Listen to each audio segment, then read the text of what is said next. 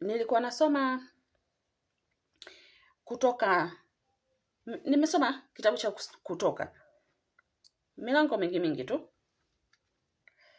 Safari ya wana wa Israeli kutolewa Misri kwenda nchi ya ahadi. Lakini kuanzia mlango wa 3 mpaka mlango wa 14 kuna kitu interesting. Zile mbilinge zile za Musa na Farao. Mungu alimfanya Farao kuwa na moyo mgumu ili kumuonyesha uwezo wake. Sasa kuna kitu kimoja ambacho kinanishangaza hapa.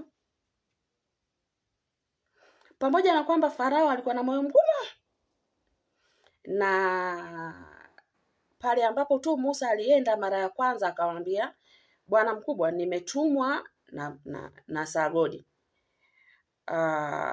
Waachie watu wake wakamwabudu Mungu wao.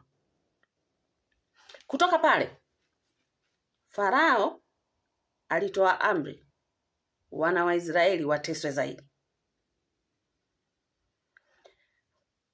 Waliteswa haswa. Yaani ndio cha moto walikiona. Lakini pamoja na kuwatesa zaidi wana wa Israeli, pamoja na kuwanyanyasa zaidi wana wa Israeli, kinachonishangaza, Farao hakuzuia uhuru wa kuongea. Hakuzuia uhuru wa kutoa hoja. Hakuzuia uhuru wa majibishano. Musa akisema, Mungu kasema hivi, mimi nafanya hivi. Naye anasema, na mimi nasema hivi, na miungu yangu imesema hivi, na waganga wangu wanafanya hivi. Kwa hiyo ikawa tit for tat. Leteni hoja zenu. Wakasemezana, wakahojiana, wakaonyeshana, wakatunishiana misuli. Bila kuzuia. Tena hawa ni watumwa, sio wananchi. Sasa inanipa ukakasi kidogo kwa kiongozi ambaye